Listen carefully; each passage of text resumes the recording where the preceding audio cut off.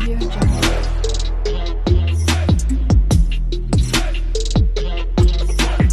Audio Jungle.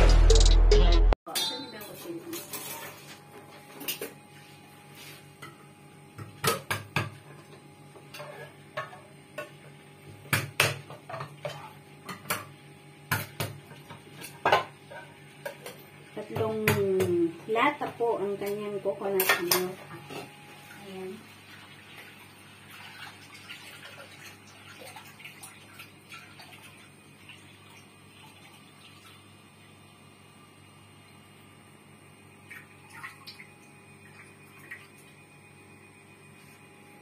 Lagyan po natin siya ng sugar. Ilang sugar niya? Lagyan po siya kanina sugar.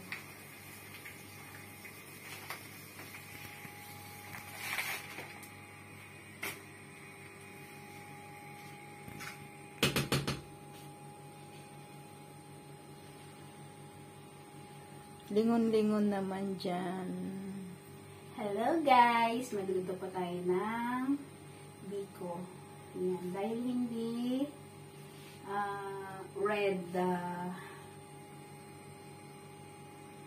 hindi red yung malagkit, lagyan na din siya ng food coloring para maging purple. Ayan ay, ang sarap. Inumin ko na lang yata. Diba guys? Ito tayo na. Wala na ito tayong pantakit. Ano yung pantakit natin dito? Ayun na malaki. Hindi yan kasi yung ano sana yung kung meron kung sa Pilipinas ang gagamitin ko dito dahon ng saging. Kaya lang wala. Dito tayo sa Macau, so Yes, sana yung plastic na ano. Meron yung wala tayong gagamiting pantakip. Uy, ang purple na siya. Oh. Baka mag-ads na ginamit ko na lahat ng ano.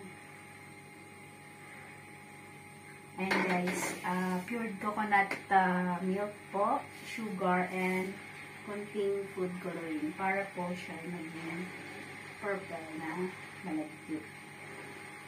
Purple na biko. Yes, biko.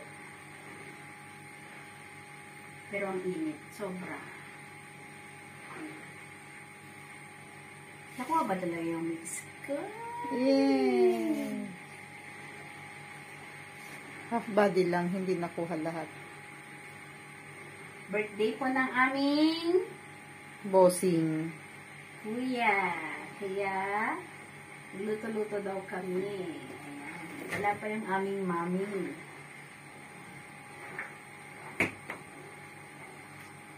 May handsome kuya.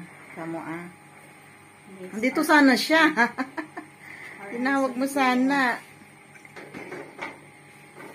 So, ayan. Ilagay ko po to.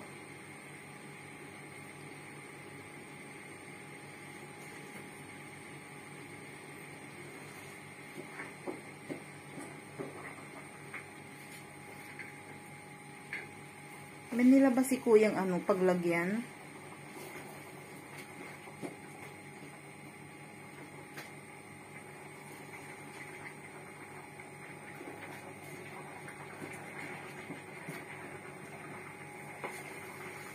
Okay na yung sugar niya? Bahala na dyan. Tinikman mo pa sana. Hindi ako, hindi ako yung para tikin pag nagluluto eh.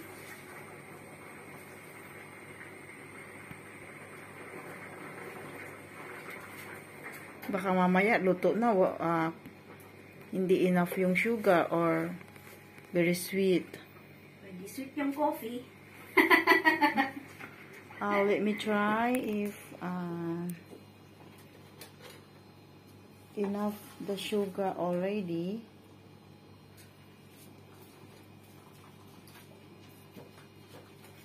Kuha naman ako binang kutsara at saka tikman ko.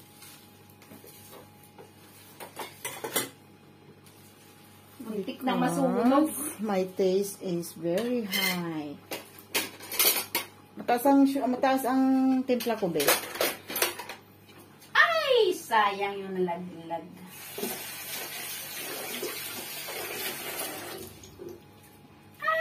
Sarap naman yan.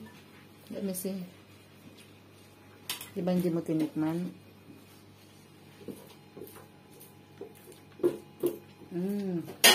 Okay na. Galing mo talaga. Kahit hindi mo tinitikman. Exactly. Ay, ganun talaga ako nagmamahal. Charot. Ayun. O, diba? Ang sarap. Wala! Diyos ko! Pag, humihirap na siyang yan, Sticky na siya na. Malapit na. Very strong. Kape na lang ang kulang. Kape.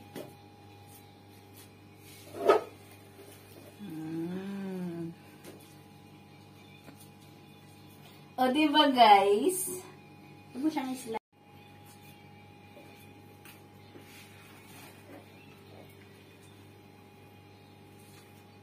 Ang sarap ng biko. But my favorite is palitaw. Bili ka na You know what is rice flour. palitaw? I want palitaw, not Glutinous biko. flour at palilitawin natin Yeah. dito sa palayok na to. My favorite is palitaw. Gusto ko siya may press. Yeah, I like palitaw. May plastic ba tayo dyan? Pero mainit eh. Ang plastic natin na hindi na Di masusunog pagka plastic ang ilalagay dyan. Hindi, i-press ko lang siya. Oh. Ayan, ayan. Ito. Yung gusto ko yung papasok ng kamay ko eh. Yung malinis.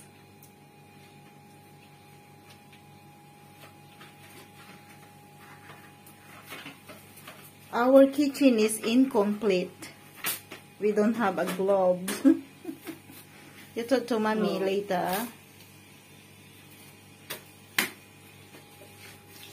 Hindi ba mainit, Bear? Okay lang? Ay, gusto kasing init ng pagmamahal nila.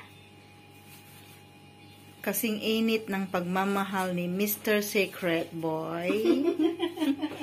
But I know him. Secret boy. Ah, not secret. Secret man. Secret lovely man. Siya. Ganyan pala maggawa ng biko, B. Oo, ay kailangan mong effort. Ay, nasunog yung kamay ko. Sa edad kong to, ngayon lang ako nakakitang gawa ng biko. Yan. Takpan natin ulit. Mamaya ulit. Tinapon mo na yung mga lata? Wala na bang Oo, wala na. I-stop mo na siya.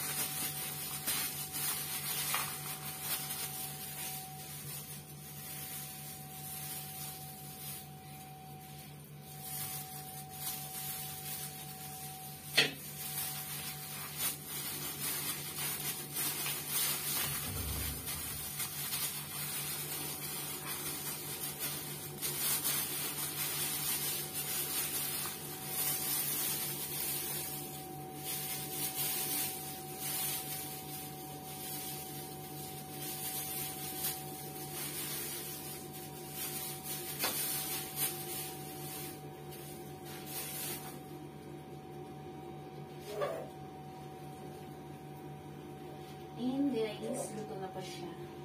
Lagay ko ito sa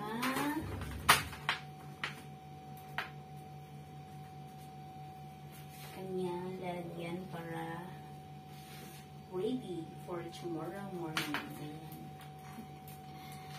Ang aming minutong biko. Ang aking pala.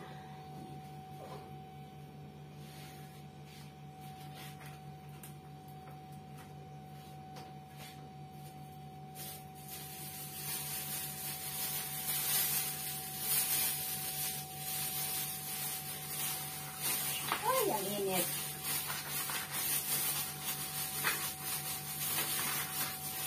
Init guys, ang init.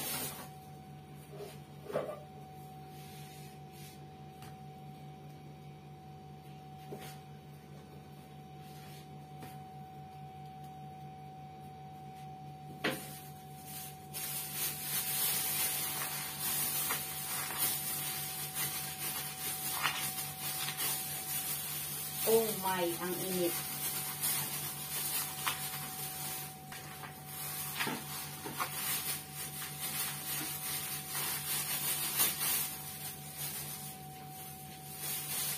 Tama lang aking kamay sa init. Init-init.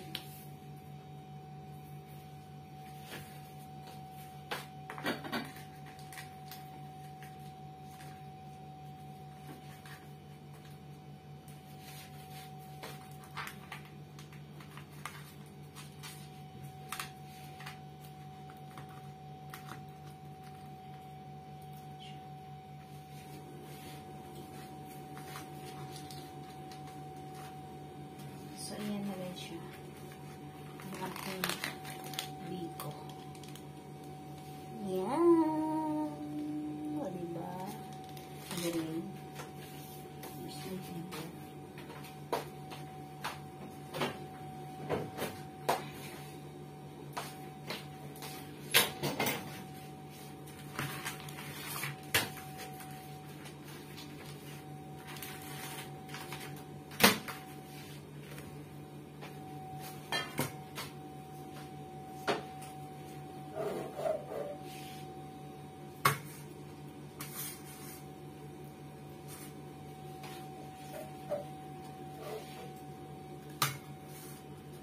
Lagkit.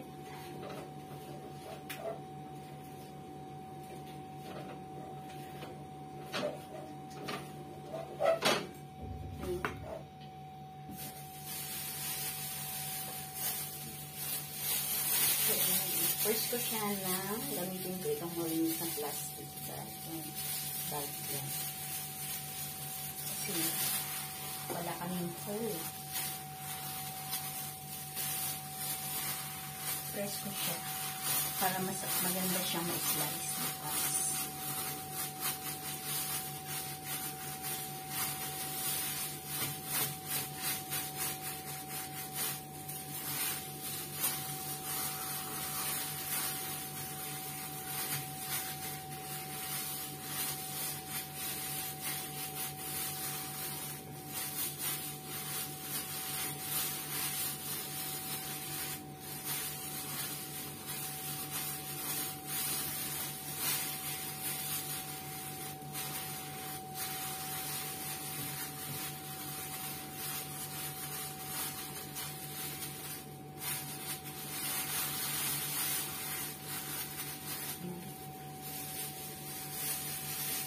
Diba?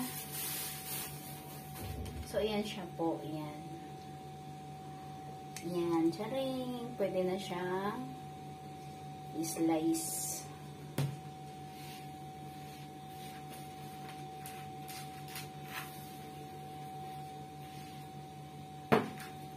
Ayan siya, guys. Ayan.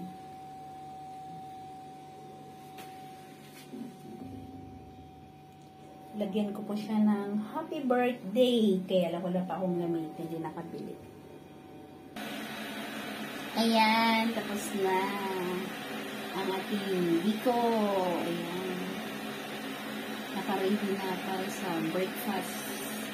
Magising ang birthday celebrant.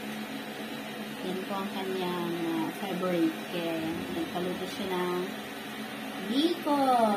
Yan guys. Thank you for watching. Thank you guys. Love you all.